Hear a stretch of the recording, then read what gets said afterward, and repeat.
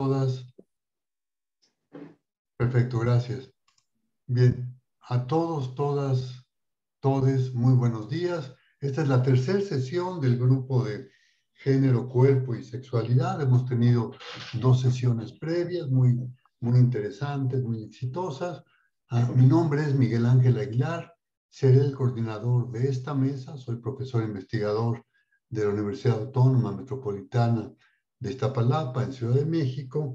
Y bueno, les comento que tenemos 5 presentaciones esta mañana y sin embargo solo tenemos con nosotros a representantes de las 2 exposiciones. Avancemos a ver qué pasa, a ver si más adelante se integran más compañeros con nosotros, ¿no? Les comento a Sandro y a Kelly que hemos asignado 20 minutos para cada exposición. Me parece adecuado. Si acaso requieren un poco más de tiempo, podremos ampliarlo un poco más, pero en principio estamos trabajando sobre 15 y 20 minutos para cada uno de nosotros. Les comento también que sería muy bueno que antes de su exposición ustedes mismos se presentaran, prácticamente comentándonos, diciéndonos en dónde trabajan y cuáles son sus líneas de interés y cuál es también su formación.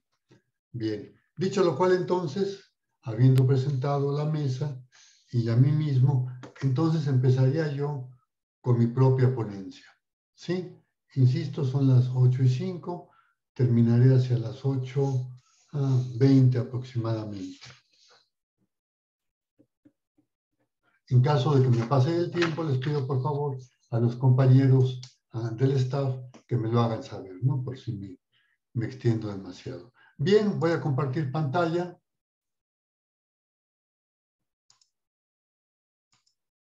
Ajá, aquí estoy ya. ¿Dónde estoy? Aquí estoy. Esto es perfecto. El trabajo que presento se intitula Imaginarios de la naturaleza y lo verde urbano, hacia las poéticas sensoriales.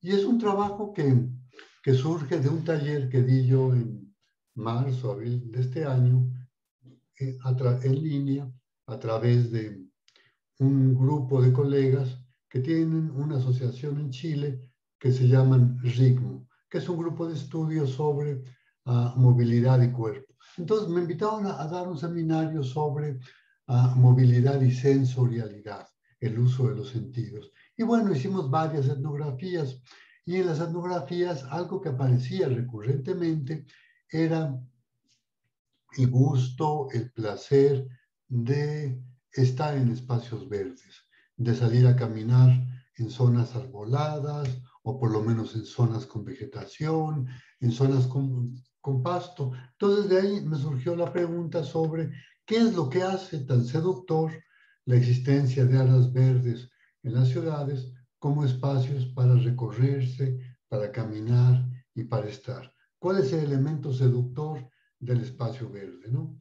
Y bueno, evidentemente entonces, una primera hipótesis que me formulé yo es que hay un gran imaginario de la sensorialidad del espacio verde, un imaginario de cómo los sentidos entran en juego en la experiencia de los espacios verdes. Ahora, hablar de espacios verdes en la ciudad es difícil porque es una escala muy amplia. Lo verde puede ir desde un árbol en la banqueta hasta un bosque.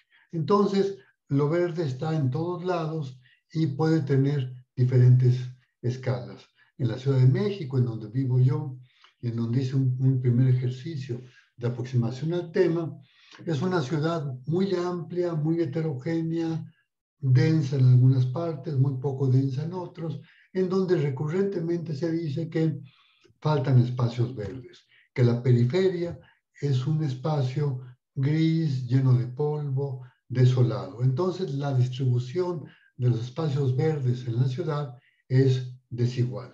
Y hay entonces también pocos espacios verdes no guiados por el consumo, pocos espacios verdes abiertos y públicos, y hay también una atmósfera intensa de inseguridad urbana que hace que estar afuera en el espacio público sea visto también como un elemento de vulnerabilidad. Entonces, una pregunta inicial tiene que ver con qué se asocia lo verde en la ciudad más allá de la literalidad del natural.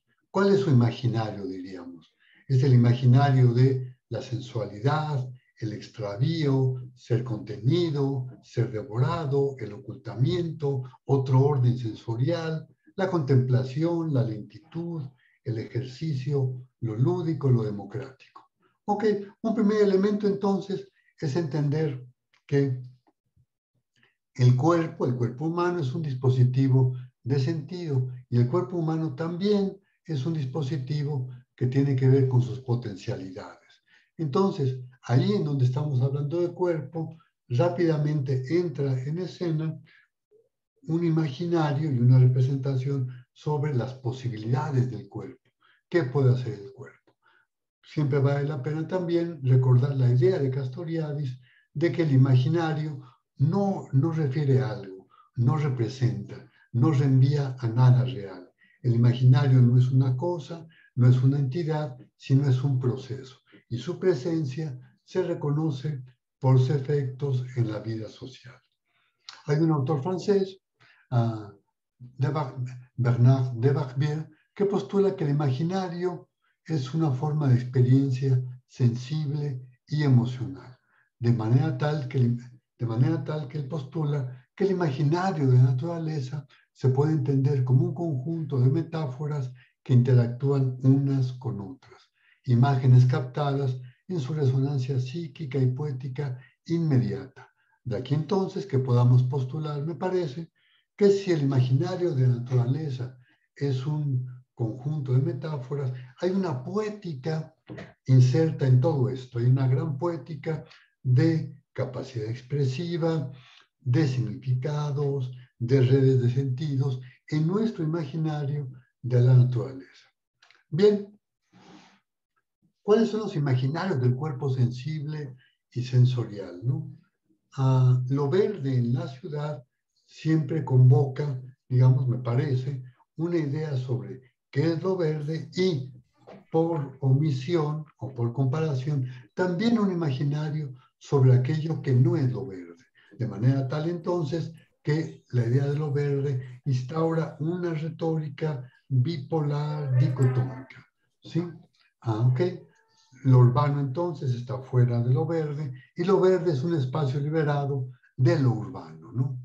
¿Ok? En lo verde se muestran técnicas y repertorios corporales. Caminar, correr, seguir, acostarse, dar vueltas, relajarse. Entonces ahí tenemos ya una presencia de técnicas corporales en la experiencia de lo verde. También tenemos que las experiencias sensoriales son experiencias socialmente situadas. Hay una manera en donde los sentidos se emplean y se usan, y en el caso de lo verde, esto es también algo muy importante. Bueno, ok. La idea de lo verde también tiene de manera importante una vinculación fuerte con lo afectivo, con lo lúdico. Lo verde son espacios entonces vinculados con la recreación, con el juego, con lo distendido. Entonces pensar en un parque, en un jardín, en un bosque, estar junto a un árbol, etcétera, remite a esta dimensión importante. Y también tenemos algo muy significativo, que los parques y lo verde remite de manera decisiva a la infancia, a la memoria del cuerpo de columpios, vértigos, movimientos. Okay. Ahora, entonces, propongo una primera idea, que es que el parque urbano, un parque, un jardín en la ciudad, remite a un orden, a una clasificación de actividades de lo sensible, de manera tal que los diferentes ambientes o microespacios que hay en un jardín convocan una actividad sensorial particular. Esto bajo cierto modelo de ordenación del parque y de jardín. Sin embargo, es también un orden frágil. Hay una perturbación a partir de actividades no pensadas inicialmente. Ambulantes, personas sin techo, basura, fauna, etc. Bien, ok. Como caso de análisis, voy a hablar de un parque en la zona central de la Ciudad de México. Es un parque consolidado, es un parque amplio, y voy a buscar en este parque su sintaxis espacial y temporal, su retórica y justamente estos elementos poéticos. Es un parque que se nombra, cuyo nombre es Parque de los Venados, justamente por las estatuas de venados que encontramos aquí. Bien, primero entonces tenemos una sintaxis sensorial, o sea, tenemos un orden en que los sentidos se están siendo interpelados, ¿no? Entonces tenemos una entrada, tenemos la idea de árboles en el cielo como un techo vegetal, tenemos una idea muy importante en los parques que es la idea del camino, la senda, la línea de recorridos posibles, que es finalmente la ordenación de lo transitable y lo factible de mirar. Esto es importante porque la senda hace algo en la naturaleza y en lo verde, que es plantear una forma de recorrido, plantear una manera de moverse por este espacio. Y la senda no está en lo natural, usualmente la senda es algo creado, ¿no? Que corresponde a este gran e inmenso imaginario de poner orden en la naturaleza, de ordenarla. Y ese orden evidentemente convoca un conjunto de imaginarios sociales. Otro elemento de la sintaxis tiene que ver con internarse en el follaje, en el pasto, en los árboles, es decir, salir de la senda trazada. Esta es otra sintaxis sensorial particularmente poderosa, ¿no? ¿Ok? Y entonces hay recorridos, desplazamientos en paralelo. Aquí algunas imágenes, voy a presentar muchas imágenes, y esta imagen es de algo que se hace usualmente en los parques, que es ejercicio, pero este ejercicio es un ejercicio que es transitar a través del parque, ¿no? Y se transita por las diferentes vialidades internas, por esta idea de caminos y de sendas, ¿no? Aquí también tenemos que considerar algo obvio, que es que estar en un parque es estar a pie, es caminar o correr. Implica no estar en el automóvil, no estar en un medio de transporte, lo cual lo hace entonces una experiencia particularmente sensible. Aquí tenemos otra idea de senda. También la idea de senda o camino nos abre la posibilidad a entender la mirada, cómo la mirada va ocurriendo y se va ejerciendo en el parque. La mirada como elemento sensorial es muy potente, ¿no? Aquí tenemos entonces, bueno, la idea de lo verde en toda su literalidad, vegetación, árboles, etc. Y la senda es algo que tiene otra cromática y otra textura, ¿no? Algo importante también en los desplazamientos en el parque es que el desplazamiento interior no es instrumental. No intentamos llegar a un punto determinado para obtener cierta actividad coordinada con lo laboral, con el estudio. Son desplazamientos lúdicos que se asemejarían tal vez a la famosa deriva de los teóricos de la internacional situacionista. Bueno, la lentitud entonces en la senda es también una poética, ¿no? Es una expresión de una temporalidad aparte, es una retórica, ¿no? Este caminar lento, acompañado o solo, es una manera ya de abrir los sentidos y de buscar una temporalidad aparte, ¿no? Algo también aquí importante que voy a mostrar es el mobiliario. ¿Cuáles son los elementos de diseño que están en el parque? Porque este mobiliario muestra entonces también un imaginario sobre el parque y una posibilidad de afinación sensorial con él, ¿no? Aquí evidentemente tenemos uno de los mobiliarios más extendidos en el parque, que es parte ya de su propia estructura, que es la banca, ¿no? Bueno, la banca en los parques es fundamental porque es interesante, fíjense, está hablando obviamente de sentarse, pero este es un sentarse, si me permite la expresión, entre comillas, civilizado.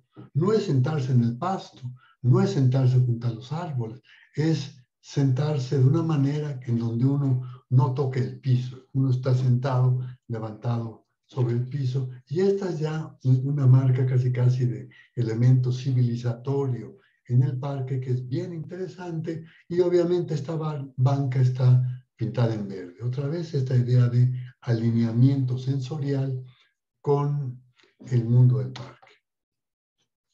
Algo particularmente importante en los parques, todo parque tiene su, me parece, o muchos parques tienen su normativa textual, ¿no? Tienen una serie de indicaciones que hay a los usuarios que ponen en juego y marcan el imaginario sobre la naturaleza, el parque y la convivencia con los demás. Aquí tenemos, digamos, una idea de cierta psicología positiva en la naturaleza. Puras indicaciones en imperativo que tienen que ver con una idea dominante sobre relación con los demás, ¿no? Respeta, cuida, sé feliz, sonríe, solo para que veamos, digamos, la importancia de esto. En el metro o en un autobús nunca encontraremos indicaciones que digan sé feliz, sonríe, sé amable, ¿no? Esto habla entonces de aquello que se convoca en el parque. Bueno, hay también en el parque, bueno, elementos de juegos infantiles, elementos de estatuas. Bueno, la estatua tiene que ver con esta idea de que en algún lugar, usualmente en los parques, se ubica cierto nacionalismo o estatuaria, ¿no? El parque es el lugar para contemplar, y entonces habremos de contemplar, como usuarios del parque, cierto elemento de la historia patria puesto en esculturas. Hay entonces cierta pedagogía de lo nacional o de lo civil puesta en escena en el parque, ¿no? Y aquí tenemos en este parque en particular un área infantil bastante bien equipada, pero que también, curiosamente, rompe con la estética del parque porque el piso no es pasto, porque no hay árboles al interior. Y entonces es curioso este diseño, ¿no? Hay muchos juegos con muchos colores claros, pero no hay ningún elemento de la naturaleza que está afuera adentro, ¿no? Entonces es un mundo infantil encapsulado, ¿no? Por supuesto, los pasos son diferentes, las voces suenan diferentes, el sonido se transmite de otra manera, ¿no?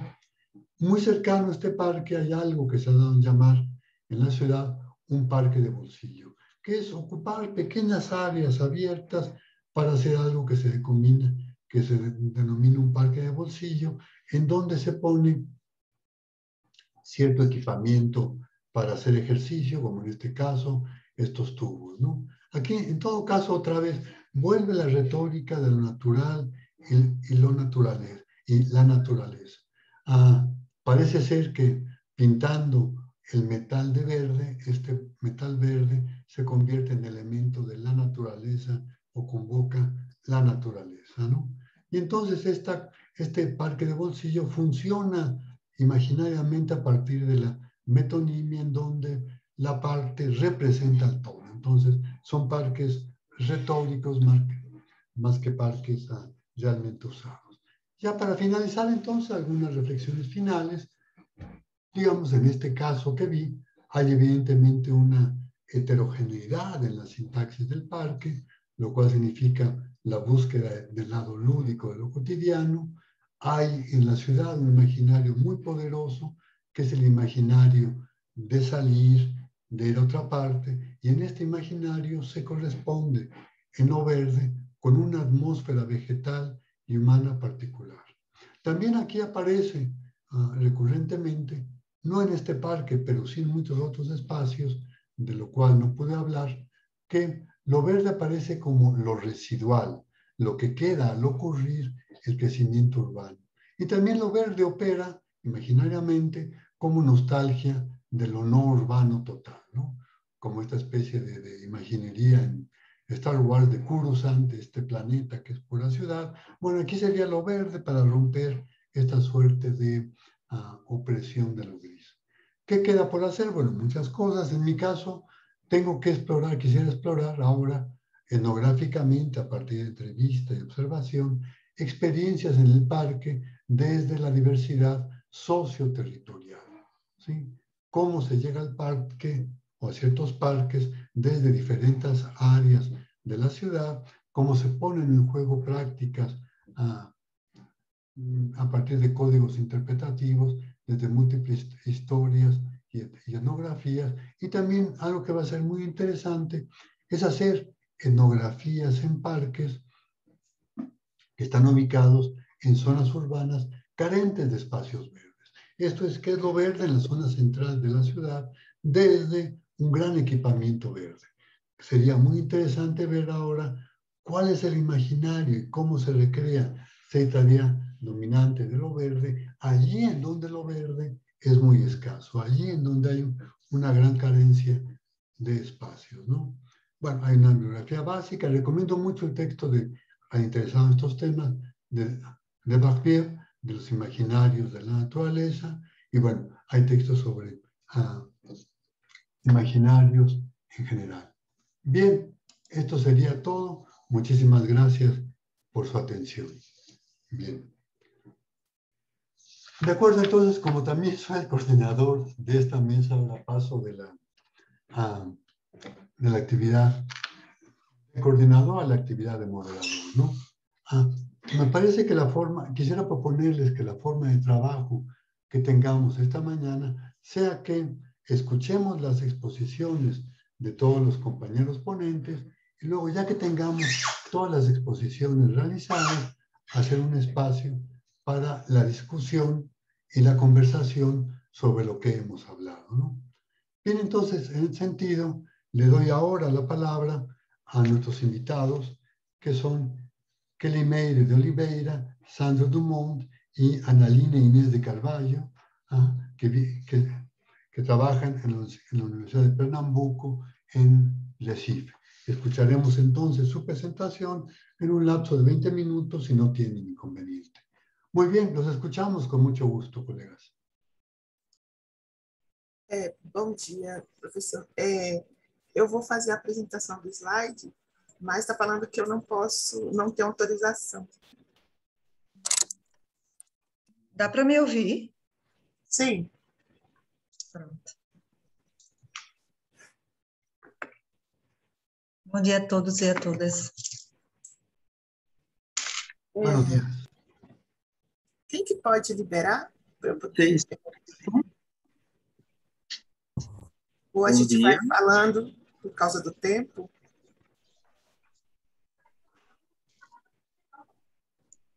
Eu não... Vocês estão me escutando? Sim, Sandra. Sim. Que bom que estão me escutando. Então, bom dia a todos e a todas, né?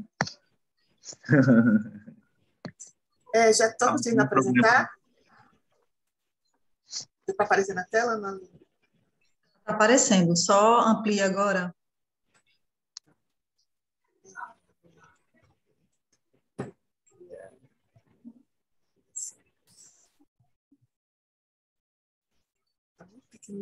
Vai lá no ícone de slide. Podem começar, se quiserem, né? É porque eu que vou falar primeiro e eu que estou apresentando. Abaixo à direita há ícono para ampliar a pantalla. Está indo? Tá indo. Não, ainda não. O que tem que fazer? Enquanto o Kelly está tentando colocar os slides, eu sou Analine Santos, eu sou mestranda do Programa de Artes Visuais, PPVGAV, da UFPE, e sou professora também do Instituto Federal de Tecnologia, Ciências e Educação, aqui de Pernambuco. Sandro, fala um pouquinho de você. Pronto, entrou agora. Olá, bom dia, né? Sou Sandro Drummond. Eu sou professor de artes visuais, faço parte do Núcleo Interdisciplinar de Estudos do Imaginário da UFPE, junto com a Analine e Kelly, e sou professor da Legião da Boa Vontade, que é uma organização filantrópica, né, que ela está na América Latina e também em Portugal, e atua com trabalhos, né, interdisciplinares com assistência social. Começa. Vamos lá. Pensando na temática do GT, gênero, corpo e sexualidade, apresentamos como proposta da nossa fala um estudo sobre a transformação interior verificada no trajeto poético e criativo de duas artistas mulheres. A relação entre arte, processo criativo e cura podem ser entendidas neste contexto como elementos fundamentais no processo de criação. O corpo, que é uma habitação material e espiritual, tornou-se um canal condutor das emoções geradas pelas experiências traumáticas ocorridas na vida dessas mulheres, propiciando um mergulho na abertura e nas possibilidades de entendimento de si e do mundo. Por uma questão de representação simbólicas, a arte e o corpo transformaram-se em lugares apropriados para sugerir caminhos e partilhas de narrativas sentimentais, tornando-se mecanismo de compreensão de fatores existenciais na memória afetiva da artista de cena Taina Veríssimo, por meio do trabalho performático intitulado Renascentia Escarlate, que foi gerado em 2011. E também nas produções visuais de Simone Maior, a Fênix, que foi criada em 2007, Menina Pássaro, em 2019, e a escultura Fênix, que é de 2016.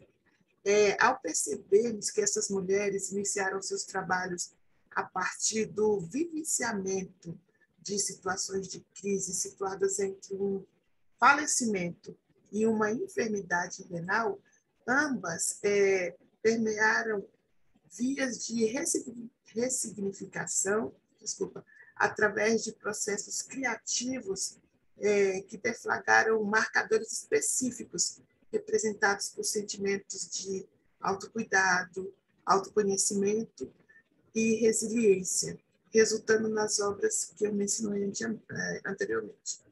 E por aprofundar, aprofundar nosso entendimento sobre a relação de gênero, corpo e sexualidade nas obras de Taina e de Simone Maior, nós nos reunimos semanalmente no mês de outubro de 2020, através das plataformas virtuais, realizamos algumas entrevistas gravadas em vídeo.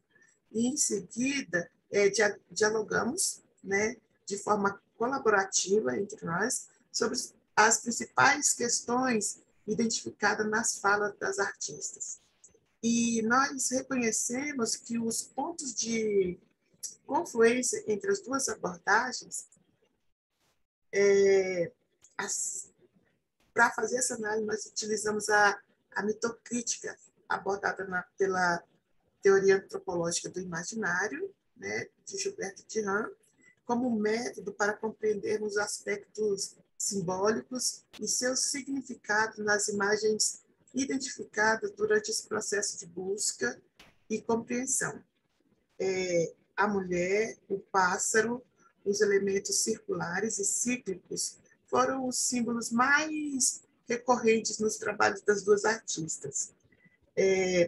Entendemos que esses componentes síncronos e emergentes contribuíram, no desenho dos processos, dos percursos autoeducativos e de elaboração e superação interior, transpondo a dor e gerando novos trajetos emocionais, possibilitando, assim, a formação de um novo sentido para os sistemas de crenças pessoais sobre o entendimento da vida e morte para essas duas mulheres. Pode passar. Pronto. Agora eu vou falar um pouco sobre o trabalho de Simone. Essa Simone Granjo Raposo Maior. Ela é design, formada pela Universidade Federal de Pernambuco. Trabalhou muitos anos com arte-terapia. E dentro do seu trabalho, ela trabalha com a construção de mandalas e de peças tridimensionais. Pode passar.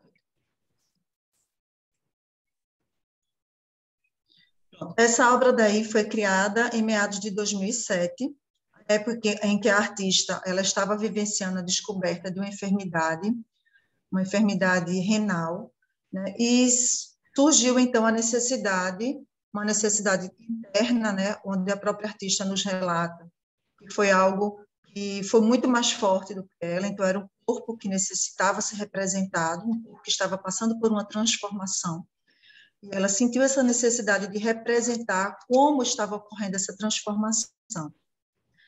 Simone, através dessas imagens, ela começou, então, a elaborar esses desenhos que inicialmente foram pintados em recortes de camisetas, depois eles foram colados à tela. O ciclo de transformação que aparece nessa tela, né, passando pela primeira imagem, onde a Fênix, a mulher, ela aparenta estar, né, com a face mais deformada, e foi representada bem pequena, quase sem energia vital, passa a transformar-se numa mulher que está mais presente, e vai surgindo aos poucos, mostrando esse desejo de renascer. Enquanto na terceira imagem, né, sequenciada, a mesma já está completamente renascida, transformada e cheia de vida. Inspirada neste trabalho, surgiu uma obra tridimensional de representação feminina, que foi também a primeira obra da artista a ser comercializada. Durante o processo de descobrimento dessa enfermidade renal, Simone passou por vários percursos de descoberta, de reconhecimento, de valorização da vida, até desse corpo feminino que estava sendo castigado, transformado pela própria enfermidade. Então, no ano de 2016, no dia do seu aniversário, Simone recebeu a notícia de presente de uma amiga e ia doar o rins para Simone passar pelo transplante. Em 2017, após o processo do transplante, né, ocorrer tudo tranquilamente, Simone, durante o período que estava no hospital, ela começou a construir essa imagem.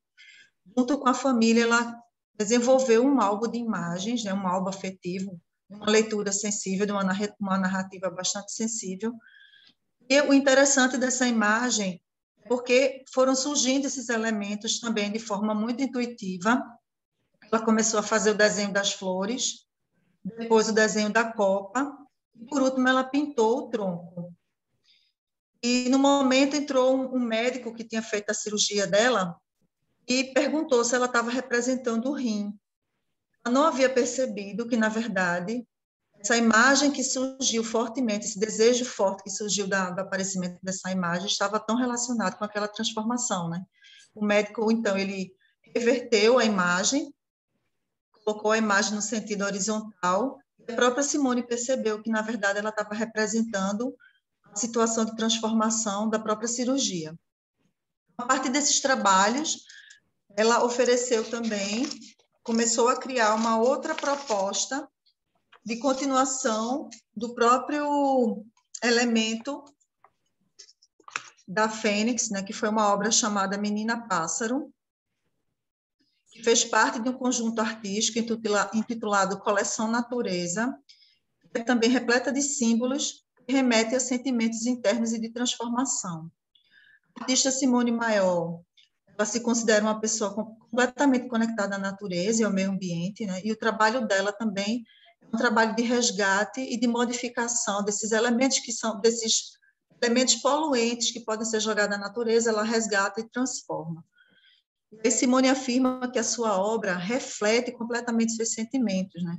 E ela sempre coloca, em meio às suas produções artísticas, um coração. Ela afirma ser o próprio coração dela, né? O estado emocional vivenciado ali através da representação plástica.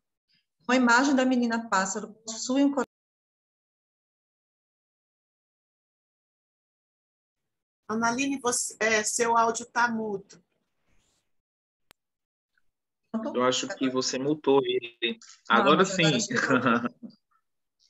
Então, além do ovo, né, do coração, que está ali cercado dentro de um coração em forma de ninho, a coroa também tem um sentido essencial, inicial, para muitos trabalhos da artista, trazendo essa significação, né, simbólica, imaginária também, de transformação e recomeço.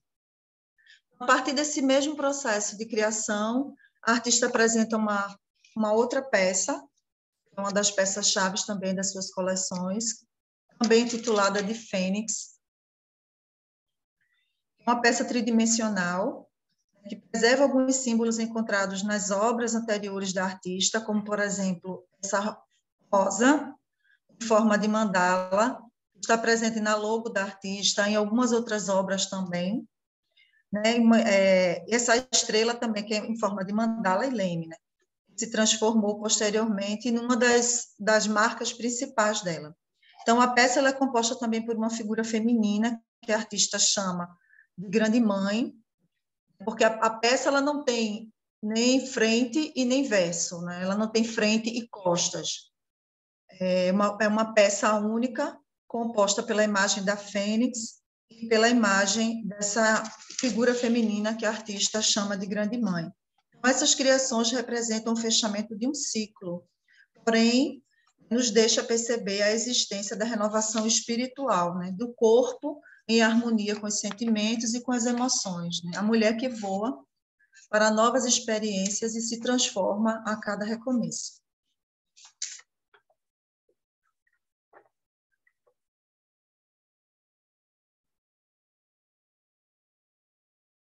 Vocês me escutam? Sim? Então, ok.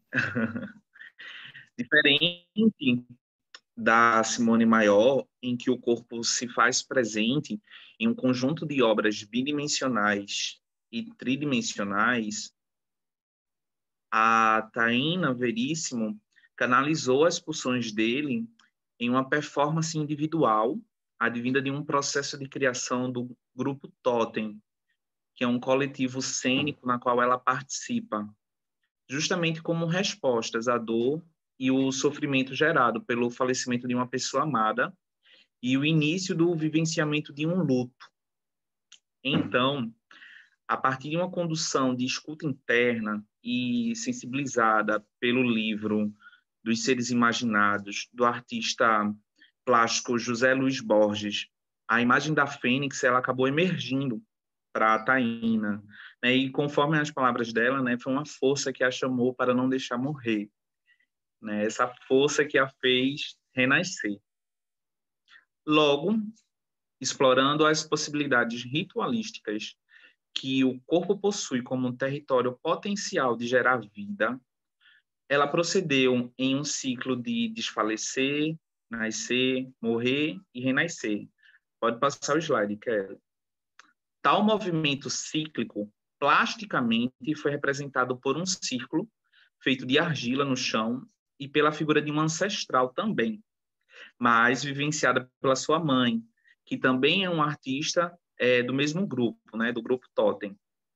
Taina, nesse conjunto, ela ativa seus braços asas, saltita, projeta sua face e bico, expande sua presença corporal ao vivenciar o renascimento da Fênix e dela mesma. O corpo da mulher, né, na relação inconsciente que ancora, cuida e cura, é o mesmo que passa por várias oportunidades de ser fértil, digerir, acolher e propagar a vida. Essa condição é força para destruir, recomeçar e recriar, fazendo com que a existência se regenere. É assim que o significado do símbolo do pássaro está presente em inúmeras culturas e inclusive no trabalho delas.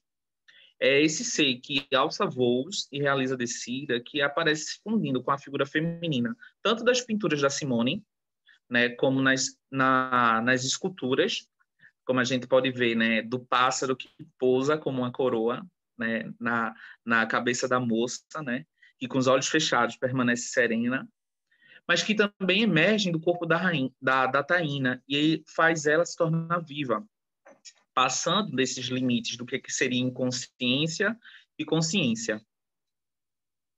A fênix, né, que é a ave de um tamanho de uma águia, conforme as narrativas míticas, né, e que possui traços fenotípicos de um paisão, é narrado em enredos situados em tradições culturais muito distintas. Por exemplo, ela aparece na Turquia, na antiga Pérsia, né, na China, no Ocidente medieval europeu, né, na alquimia e na psicologia analítica de Jung, mas ela sempre aparece na condição de um animal de mirabilia, ou seja, da ordem do fantástico, que ao sentir seu fim, né, forma um ninho e é consumida por chamas. Com isso, eu quero deixar atento para a escolha de reagir à situação de finitude, o que faz a Fênix justamente resistir diante dos percalços e das crises, mas que também podemos entender esse símbolo como uma nova oportunidade de percorrer novas experiências, abrindo-se a novas perspectivas de ver o mundo. Foi assim que esse trabalho se tornou tão especial para mim, para a Analine e a Kelly, já que Doravante tem uma situação pessoal minha de luto no ano passado, né, no ano de 2020, e com as meninas de um encontro, né, vespertino para observar pássaros na cidade de Windhoek, na Namíbia, né, na qual elas moraram em 2017, é que fomos tocados pela experiência da Taína e da Simone. Quando realizamos as entrevistas com elas, percebemos o quanto que os processos de criação que estávamos investigando diziam muito de nós, e quanto foi estimulante se reconhecer nessas trajetórias. Né, a gente acredita, né, e defende, né, que fazer pesquisa deve ser assim, abrir as asas, voar, né, e planar. Desse modo, eu encerro, né, convidando vocês a lerem nosso texto e a conhecerem a história tão linda dessas mulheres, que com o corpo circularam a dificuldade pelo movimento cíclico para poderem continuarem existindo até a chama de suas almas apagarem. E obrigado.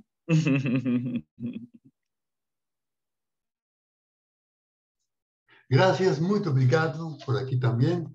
Perfecto. Bueno, genial, muchas gracias por la exposición. Al final conversaremos sobre lo que nos han compartido sobre renacimientos y reinvenciones, ¿no? Que también es una metáfora muy cercana. Bien, ahora preguntaré si está aquí con nosotros Nora Noelia Romero, que tendría que exponer ahora.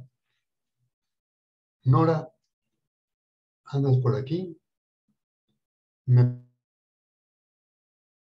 parece que no vino a la sesión, entonces daremos paso a la siguiente exposición, que es, gracias a la que sí, que es la de Cindy Caterín Castillo Agudelo, que me parece que sí estaba aquí con nosotros. Sí, señor, buenos días.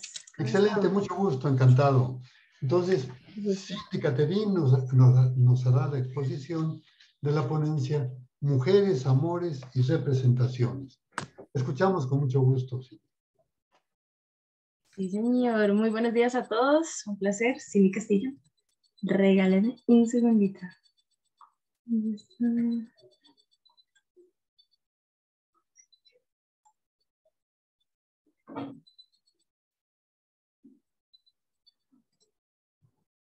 ¿Ven mi pantalla?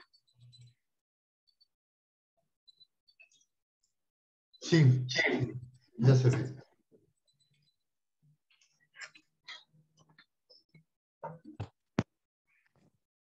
Bueno, muy buenos días a todos. Soy Cindy Castillo. Soy comunicadora social y periodista de la Universidad Central, egresada de la Universidad Central de Bogotá, Colombia. Mi proyecto, como ya lo mencionabas, es Mujeres, Amores y Representaciones del amor entre mujeres a través de la codificación en la película colombiana ¿Cómo te llamas? El proyecto surge por un interés de indagar qué material cinematográfico colombiano se ha producido posterior al 28 de abril del 2016, fecha en la que la Corte Constitucional colombiana legaliza el matrimonio entre personas del mismo sexo, el matrimonio igualitario. La pregunta que guió mi proyecto de investigación es cuál es la forma de tratar la representación social del amor entre mujeres a través de la representación simbólica codificada en esta película ¿Cómo te llamas? El único material cinematográfico que pude como encontrar bajo estos criterios de selección fue esta película del 2018, ¿Cómo te llamas? Es un drama homosexual que dura 94 minutos de la escritora y directora colombo-española Ruth Caudelli, con una producción de la productora y creadora audiovisual Ana Piñeres, que se inscribe en el marco colombiano. En cuanto al marco teórico, tuvimos 4 categorías principales: la de la representación, digamos que diferenciada o digamos dividida en la función semiótica del signo, es decir, el signo como punto de partida, y esto nos lo decía Humberto Eco, y por otro lado la representación encaminada hacia el sentido que le damos al lenguaje colectivamente y las imágenes mentales. De esto nos habla Stuart Hall. También tenemos las representaciones sociales. Serge Moscovici y Cornelius Castoriadis nos dicen tejer el sentido común, los imaginarios sociales y el significado creado y dotado de sentido social y colectivamente. En cuanto a la representación simbólica, la tercera categoría manejada en la investigación, el profesor Ancísar Narváez nos habla sobre la identidad cultural, el símbolo comunidad de la cultura, es decir, no hay cultura sin un lenguaje, es el puente que conecta, y para este punto todos los autores nos han mencionado algo en común y es el código compartido. Como el tejido que se hace de acuerdo a los signos, al significante y el significado para llegar en este caso a lo que nos dice el profesor Ancísar Narváez, del lenguaje y el puente que nos conecta mediante ese código compartido. Sin ese código compartido difícilmente nos va a ser posible tejer una comunicación. Y también hablamos de la identidad y la identificación, esto nos lo dice nuevamente Stuart Hall, y nos habla sobre la construcción del sujeto por medio del discurso. Por medio del discurso. La cuarta categoría es la de amor romántico, vista desde las pedagogías de la crueldad de Rita Segato, que nos habla de unas pedagogías que habitúan la insensibilidad por el otro y que reiteran las violencias veladas. Y el mito del amor romántico, que lo tocamos con Coral Herrera, con las tradiciones patriarcales del amor romántico y cómo socialmente cómo hemos construido esas tradiciones y las hemos reiterado a lo largo de la historia. Entonces nos cuentan el típico cuento de la princesa en el castillo que espera al príncipe guerrero para ser salvada, y ese tipo de narrativas que, digamos, son muy comunes en la sociedad y en las narrativas audiovisuales. En el diseño metodológico, contamos con un instrumento valiosísimo de investigación que son las isotopías. Las isotopías son una figura retórica que se basa en la asociación en conjunto de campos semánticos para dar una homogeneidad y un sentido a un texto. Contamos con una matriz de observación, una matriz de análisis del relato, una matriz de análisis de contenido de los diálogos, y es importante decir que en este proyecto no hubo un grupo focal como tal, sino que se tomó la película como un texto leído, analizado e interpretado por, en este caso, la investigadora, entendiendo el texto como esta película, como tal, como un texto de red de significados cerrados como tal, una red de sentidos. El análisis del relato desde la categoría de amor entre mujeres, digamos que dos análisis generales, uno de imagen y otro de diálogos. En este caso el de la imagen nos arrojó en cuanto a los diálogos, digamos, buscábamos aspectos semánticos del contenido, unas isotopías eufóricas, positivas con relación al amor entre mujeres, y unas isotopías negativas, disfóricas, también relacionado al amor entre mujeres. Entonces encontramos positivamente que se acepta, naturaliza y apoya el amor entre mujeres, y negativamente que realmente hay un choque entre personajes, pero no es causado por, digamos, como una incomodidad o inconformidad de este amor entre mujeres en la película.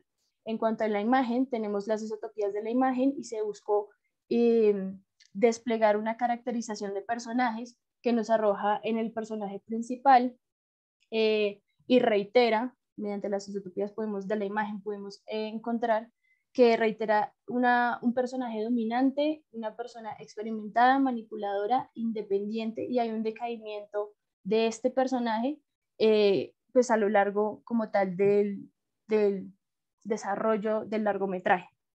En el segundo personaje principal, en este caso pues es Eva, en el anterior es Candela, encontramos mediante esas isotopías de la imagen una persona impulsiva, indecisa, dependiente, persuasible, y un crecimiento de personaje con relación al anterior personaje, que se ve truncado por la maternidad que más adelante les voy a nombrar. La representación social, en este caso en clave de cuerpo, se buscaba en cuanto a, en clave de cuerpo, que podíamos ver que se estaba representando, que se mostraba, que era realmente un punto de los más relevantes de la investigación.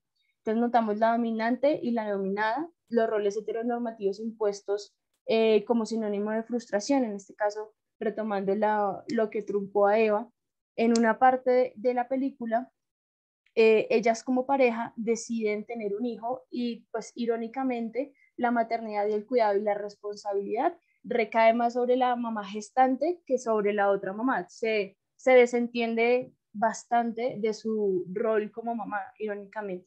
Y es importante también rescatar que la directora no mostró un punto de vista sexualizado, no mostró una película bajo ese esquema voyerista o fetichista del sexo entre dos mujeres. En cuanto a la narración, encontramos pues los diálogos, como venía diciéndoles, las acciones. En los diálogos alusivos al decaimiento del amor entre mujeres, encontramos, claro, cómo se va esa metamorfosis del amor y cómo a lo largo de la película va mostrando la manera en cómo ellas se van distanciando y cómo se va perdiendo ese amor de pareja y esa relación como tal. Entonces empiezan a haber malos tratos, impaciencia, desinterés en función de pareja, como muchos otros ejemplos. Y en cuanto a las acciones, encontramos los hallazgos de la imagen y su contenido semántico alusivos al decaimiento, es decir, la pérdida de pareja como prioridad, se disminuyen las relaciones sexuales y la pasión y discuten con mucha más frecuencia, entre muchos otros ejemplos. En cuanto al análisis de contenido, es importante decir que aquí utilizamos las isotopías como tal de los diálogos, entonces venimos a discriminar qué diálogos respaldaban las características del amor romántico y qué diálogos los cuestionaban. Desafortunadamente en la película no encontramos diálogos que cuestionen ese amor romántico o esas características del amor romántico, sino que lo reiteran.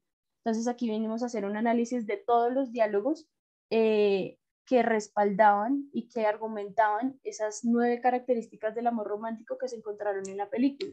Entonces, diálogos que reiteraban y respaldaban y reproducían la dominación por la otra, los celos, la monogamia, la dependencia emocional, la renuncia individual y los roles tradicionales heteronormativos, como también la violencia psicológica, el amor lo puede todo, esa noción de el amor lo puede todo a pesar de todo, y el pánico a la ruptura. Para finalmente llegar a la distribución de la investigación, que me permitió llegar a 3 líneas de sentido que nos hablan sobre la heteronormatividad pues incrustada. No cuestionar el amor romántico lo naturaliza, pero cómo cuestionar una práctica inveterada por medio del legado cultural.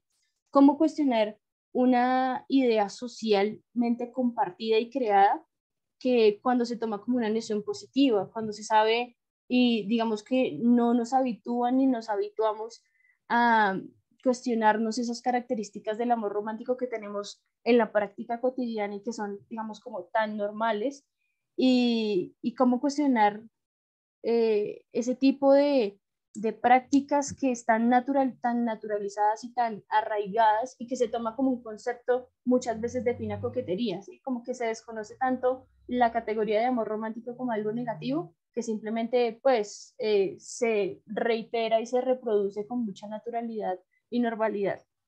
La segunda línea de sentido a la que pude llegar es la coacción latente, que en esto podemos, digamos que traigo de nuevo a Coral Herrera y a Rita Segato con sus pedagogías de la crueldad, que nos hablan de violencias veladas, una violencia velada, latente, como naturalización difícil de percibir y puente hacia la permisibilidad.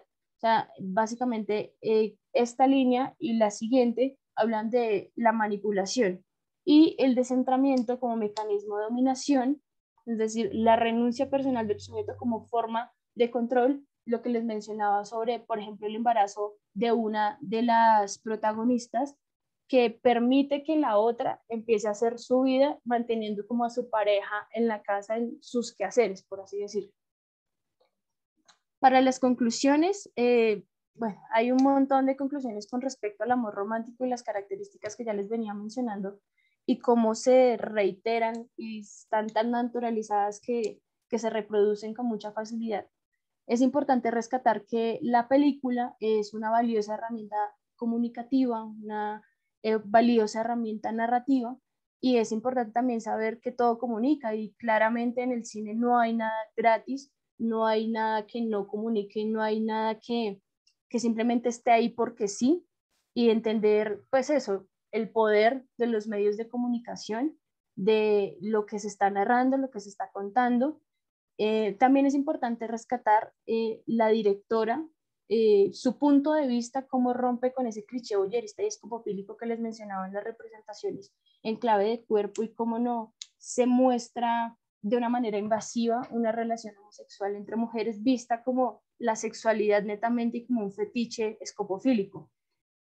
También tenemos el modus operandi latente, lo que les estaba diciendo sobre las violencias veladas, ese hecho de que sea tan naturalizado y como tan normalizado, que sea tan difícil de percibir y reconocer, que digamos en mi caso, en la primera vez que vi la película, no me fue posible reconocer la mayoría de las características que terminé encontrando por medio de la investigación, y pues entender que la película es una cadena de eventos, de producción de signos y significantes con un código compartido, que tiene unas pedagogías veladas difíciles de leer, que se reiteran con suma facilidad y que se conectan bajo identidades e identificaciones con cargas y tejidos del sentido construidos colectivamente, socialmente. Es importante también rescatar y pues digamos darle relevancia a cómo estamos viendo los productos audiovisuales que digamos se pueden tildar fácilmente de entretenimiento. Ponernos esas gafas analíticas frente al entretenimiento y a lo que estamos consumiendo. Eso es muy importante frente a la idea que nos cuentan, ¿no? Y a ese legado que también estamos dejando en cuanto a producciones audiovisuales. Ala Muravid en algún momento mencionaba una frase muy importante que nos decía: no puedes ver, no puedes ser lo que no puedes ver. Y Moira Pérez también nos mencionaba en algún momento que si yo no me puedo ver representada en las narrativas, difícilmente yo me pueda representar como una persona que pueda intervenir en el mundo. O sea, es eso, ser analítico y ser como hurgar un montón en lo que estamos consumiendo audiovisualmente, y cómo eso nos comunica y nos habla, y cómo eso sale de la pantalla en las prácticas sociales y comunes, también teniendo en cuenta que, digamos, en este caso específico, tenemos, digamos, yo durante el proceso de investigación me di cuenta que había una doble invisibilización pues digamos, por un lado por ser mujer y por otro lado por ser lesbiana. Entonces, ¿qué productos cinematográficos se están mostrando y están saliendo que hablen sobre estas dos nociones que, digamos, son tan invisibilizadas? Y básicamente es eso. Muchas gracias. Excelente, Cindy. Muy amable, muchas gracias. Tenemos material para comentar más adelante. Bien, tocaría escuchar ahora la presentación que hará Óscar Gustavo Chanona. ¿Anda por aquí, Óscar? Parece que no llegó a la sesión de hoy. Nora Noelio Romera tampoco llegó a la sesión. Bien, entonces me parece que tocaría conversar y escuchar preguntas sobre las tres presentaciones que hemos escuchado esta mañana. Me parece que podemos empezar, si les parece bien, con preguntas del público, y luego vamos orientando la investigación de acuerdo con los intereses de los asistentes que tenemos esta mañana. Bien, entonces escucharíamos preguntas del público o preguntas también de los ponentes para iniciar un diálogo entre nosotros.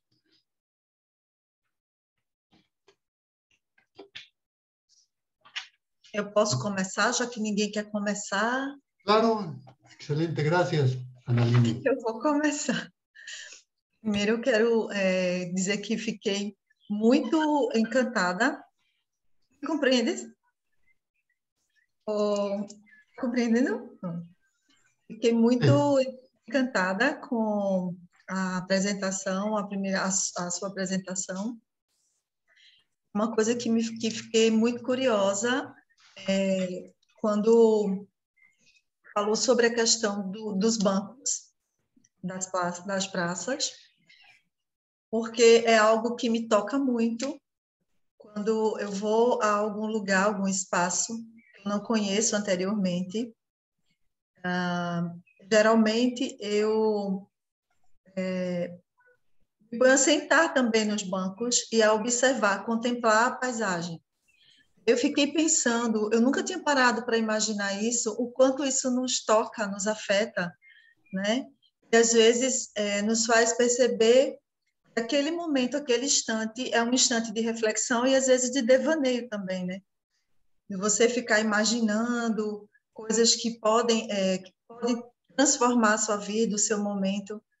Aí a minha pergunta seria, quando você nos apresentou esse espaço, fazia também uma relação completa com essa questão do pensamento humano, da reflexão humana, quanto processo de imaginário? Gracias por la pregunta, Analini. Yo creo que sí, ¿eh? Si uno piensa en dónde puede uno sentarse en la ciudad, en lugares abiertos, digamos que la primera pregunta puede ser un café que está sobre la acera, pero hay que pagar, está privatizado. No es un espacio totalmente libre. Otro lugar pueden ser los espacios que hay para esperar el bus, pero hay ruido, hay humo, hay mucha gente y no tiene que ver mucho con la reflexión ni con un cuerpo relajado, sino con la competencia por subir, ¿no? Y el parque lo que hace es darnos este imaginario de otro cuerpo en otro espacio, ¿no? Hay casi una heterotopía a la manera de Foucault, ¿no? Es un espacio que representa en negativo el espacio de la ciudad. Representa lo que hay en función de lo que no hay en otro lugar, en una dialéctica de ausencia, carencia, ¿no? Y claro, la banca es un dispositivo, es una entidad para reflexionar, conversar, tocarse con la pareja, con los amigos. Entonces, en este sentido, claro, la banca hace parte de este imaginario de lo verde y el parque de reencuentro con el cuerpo. La gente que hace ejercicio se reencuentra con el cuerpo, los que caminan.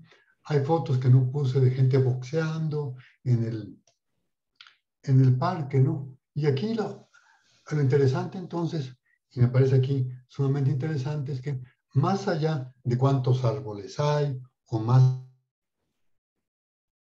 interesantes son los imaginarios de la naturaleza y de lo verde, ¿no? Creo que en donde no hay espacios verdes, también hay imaginario sobre lo verde. En donde hay un exceso de vegetación, también hay un imaginario de lo verde, pero es un imaginario socialmente construido desde algún lado.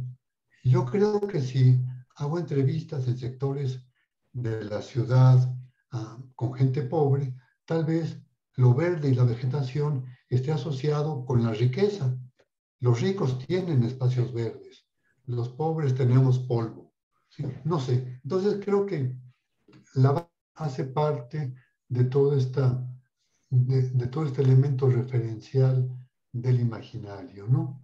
Insisto en la idea de Castoriadis, es decir, no es que un imaginario se ancle, el imaginario remite a una constelación de significantes, de imagen y de símbolos que son variantes, ¿no? Me parece. Por la pregunta, Nali, muy interesante. Bien. Escuchamos más preguntas. eu gostaria de fazer uma contribuição também. Adelante, Sandro. Eu sou estudante hoje, né? Estou fazendo um outro curso de graduação nas ciências biológicas. E, ultimamente, com essa experiência, né, do imaginário, o meu olhar, ele, em alguns momentos, acaba sendo, vamos dizer assim, dissidente.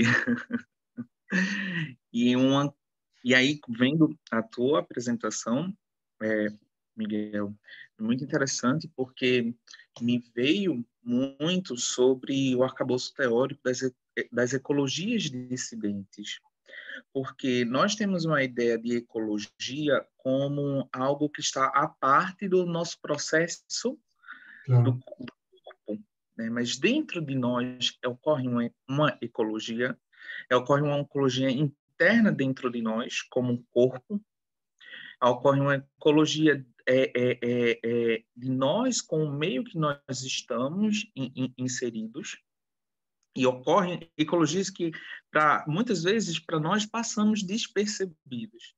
E aí, quando acabamos assumindo com o nosso corpo algumas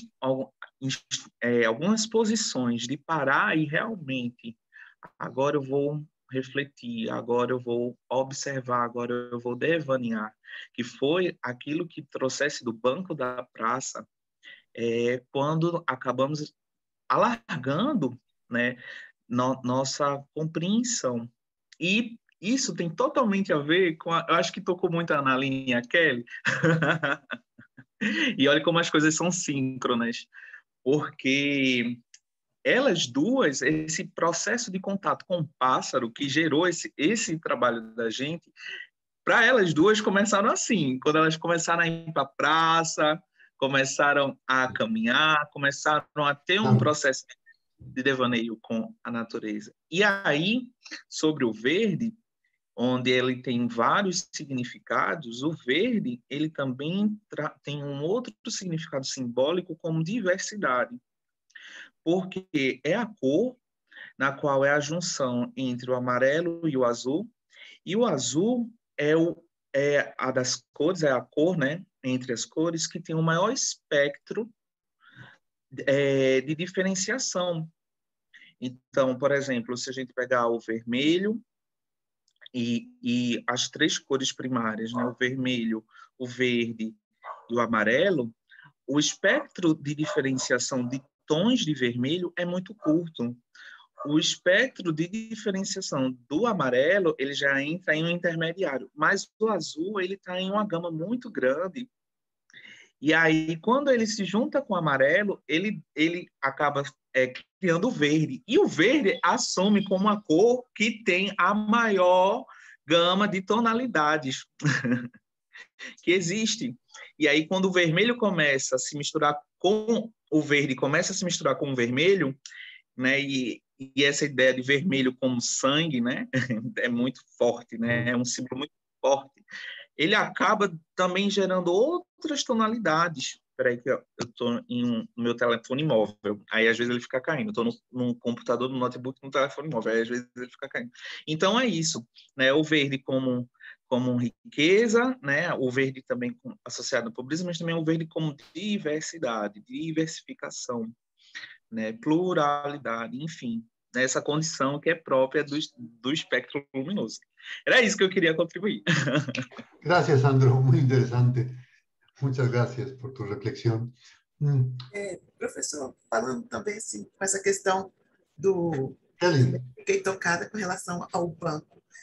Eu vi na foto que o senhor mostrou que o banco ele era pintado de verde, mas a impressão que eu tenho é que ele era de metal. E eu já percebi que nos lugares onde eu já fui, que é uma tendência, assim, os bancos, eu já vi banco marrom, eu realmente observo banco. Eu já vi banco nas caminhadas, assim, num parque que ainda não foi modificado, né? Ou seja, é uma reserva, é um parque nacional, onde não teve construções, e tem lá um banco de madeira. Eu me pergunto se essa questão da gente pintar o banco de verde, mesmo ele sendo de ferro, no nosso imaginário, na nossa percepção, a gente está transformando uma coisa que é rígida, não é própria do lugar, em algo mais natural, mais sensível. Seria essa uma das motivações pela qual a gente pinta os bancos de ferro de verde, ou porque na época em que eles foram colocados lá como ferro, não existia essa preocupação de integração com a natureza, com tudo isso. Claro, creo que los arquitectos y los diseñadores tienen sus propios imaginarios de lo natural, ¿no? De lo que es la conservación, el equilibrio, ¿no? Y en estos imaginarios tal vez seguramente entra el contraste, lo abstracto, lo representativo, hacer algo orgánico. Creo que en todo caso, digamos, una banca puede ser un pequeño ejemplo de cómo los imaginarios arquitectónicos de representación del espacio, a la manera de Henri Lefebvre, entran en juego entonces al intervenir lo natural, ¿no? Si es madera, si es metal, si es negro, si es amarillo, entran en juego nociones estéticas también, ¿no? Contraste o igualar, ¿no? Resaltar o perderse, ¿no? En todo caso, aquí también, digamos, lo interesante es ver cómo todo esto entra en juego en ciertas nociones imaginarias, por ejemplo, del parque o la naturaleza, como un lugar para entrar, para explorar sensorialmente, para perderse. Pensemos, por ejemplo, que en las grandes mitologías mesoamericanas y europeas, el bosque es un espacio de presencias. Hay ogros, hay gnomos, hay nahuales, o sea, hay presencias mágicas en relación con lo verde que son una extensión, ¿no? Entonces, bueno, aquí hay muchos imaginarios que están en juego, ¿no? Y también aquí es muy interesante pensar qué pasa ahora cuando los espacios verdes pueden empezar a deteriorarse, ¿no? Y ese deterioro se convierte en una metáfora de algo más, ¿no? Es un deterioro de la vida, de la ciudad, de los habitantes, y aquí entonces también hay otra dimensión, es decir, hay muchas líneas de tensión, ¿no? Pero también, y ya con esto acabo, digamos, hay poéticas inmersas en esto, a la manera de Bachelard, que hablaba de poéticas del espacio, o poéticas vinculadas con el agua, o como también en Duganda había una poética vinculada con las cuencas de sentido. Pensemos que lo natural y la naturaleza ha sido una gran e interminable fuente de generación de sentidos para lo humano, ¿no? Y aquí entonces la pregunta es, ¿cómo podemos pensar lo humano cuando se puede perder uno de los grandes referentes de sentido de lo humano que tiene que ver con la naturaleza o con la vegetación? Como decía Sandro, ¿no? Lo humano está integrado en ecología, no somos dos dimensiones aparte. O incluso tal vez si pensamos en la exposición de Annalyn, Kelly y Sandro, el hecho de renacimiento es una gran metáfora de la naturaleza, ¿no? Hay los ciclos de vida, los ciclos de crecimiento, hibernación, sequedad, y la idea del ave fénix también es una idea que hace un vínculo metafórico con la idea de naturaleza, ¿no?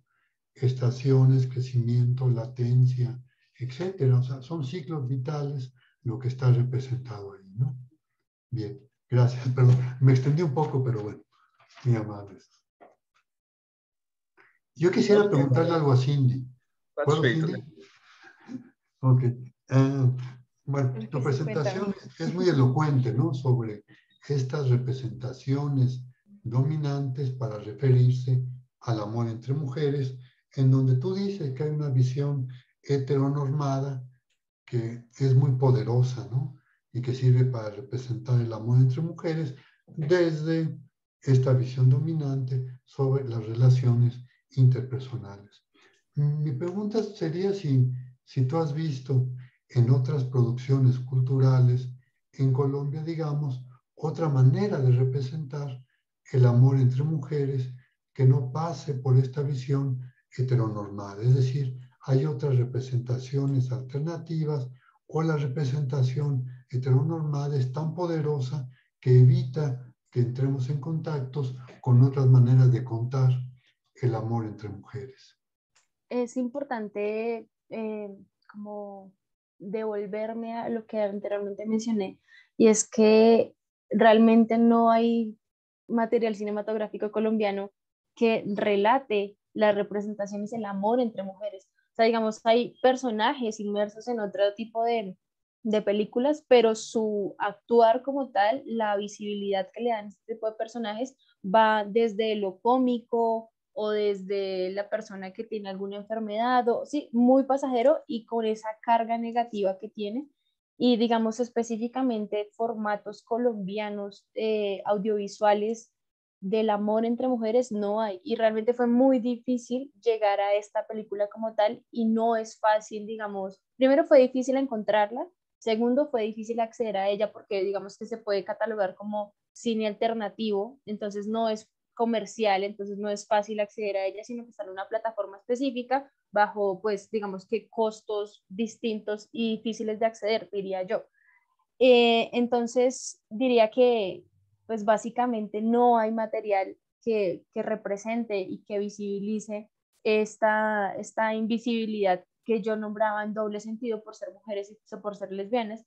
Y lo que hay, digamos, puedo remontarme a una película que se llama ahora, Las Luciérnagas, creo que es del año 2015, 2016 más o menos, y digamos que sí muestra una pareja homosexual como protagonistas y como representativa y como centro de la película, pero lo mismo, reitera esa heteronormatividad incrustada, esas características del amor romántico que son tan naturalizados y tan normales en la práctica, en lo cotidiano, que pasan a un ámbito y a una plataforma audiovisual que simplemente reiteran ese tipo de relaciones heteronormativas basadas en las características del amor romántico. Lastimosamente no hay.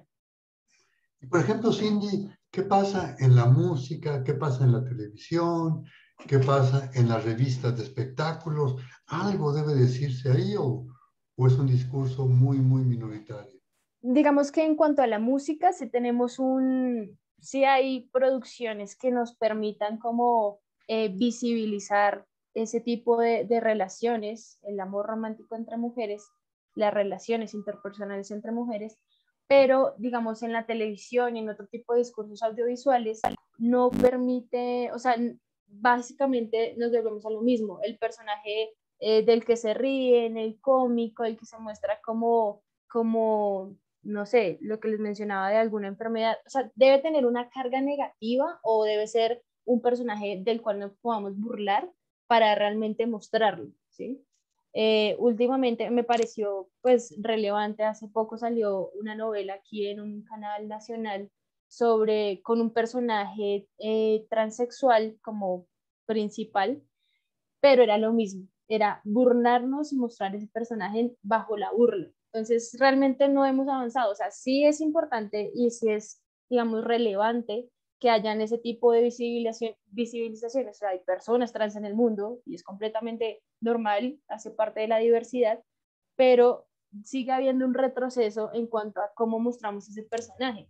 Claro, no es fácil percibirlo, por lo mismo que yo decía, se naturaliza y se reitera tanto ciertos comportamientos que no tenemos esas gafas analíticas frente al entretenimiento, pero sigue ese retroceso en cuanto a la muestra del personaje cómico y del cual nos podemos burlar. Entonces, hay ¿cómo decirlo? Como un choque entre esas dos nociones de, bueno, estamos mostrando, pero ¿cómo lo estamos mostrando? ¿Qué estamos viendo? ¿Sí? Gracias, Cindy, muy amable. A ti, Miguel, muchas gracias. Bien.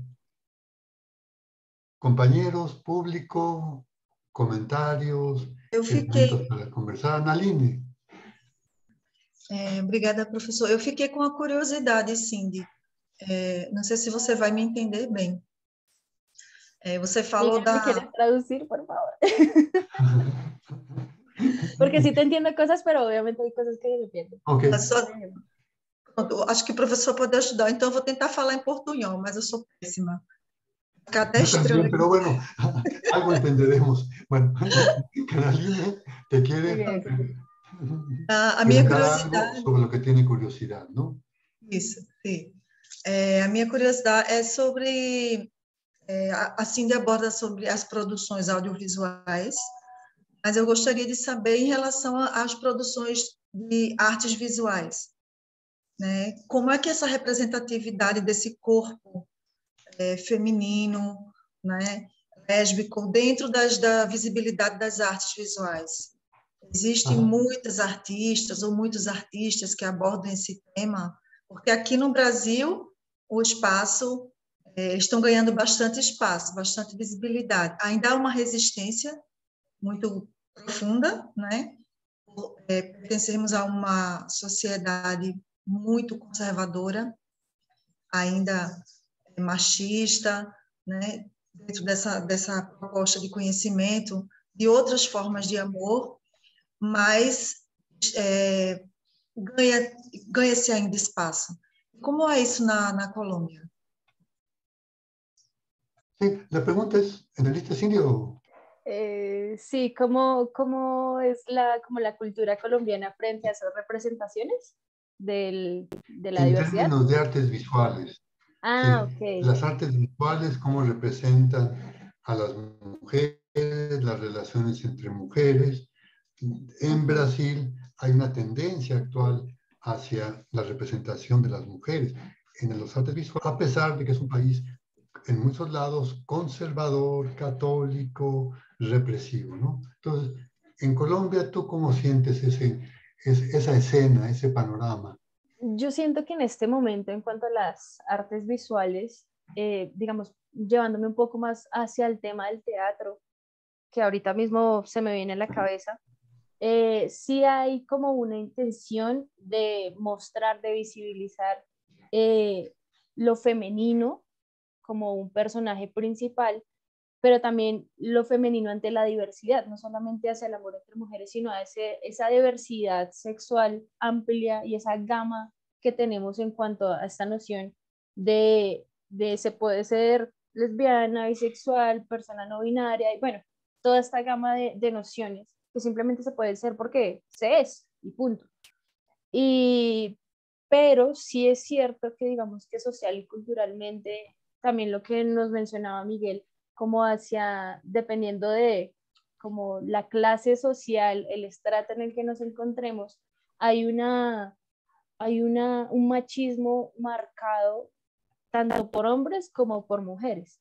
Claro, hay espacios que, lo que digo, se rescatan porque se están como abriendo hacia el debate y hacia las nuevas posibilidades, pero hay otro que claramente son como otro tipo de generaciones, podemos decir, y otro tipo de estratos sociales también donde nos ubiquemos, ¿no?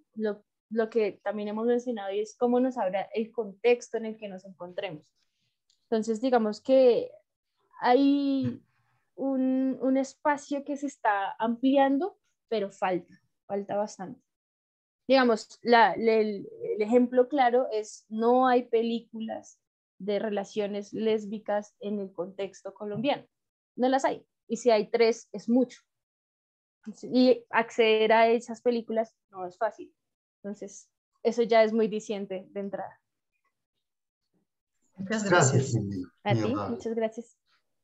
Bien, si no hay más intervenciones, solo me quedaría pues agradecer ampliamente a Analine, a Kelly, a Sandro y a Cindy su participación en la mesa de hoy. Me parece que fue muy interesante al mostrarnos diferentes matices en relación con el cuerpo, sentimientos, naturaleza, relaciones entre mujeres, ¿no? Entonces, les agradezco mucho su participación, también al público, agradezco también al equipo técnico el apoyo que nos ha dado.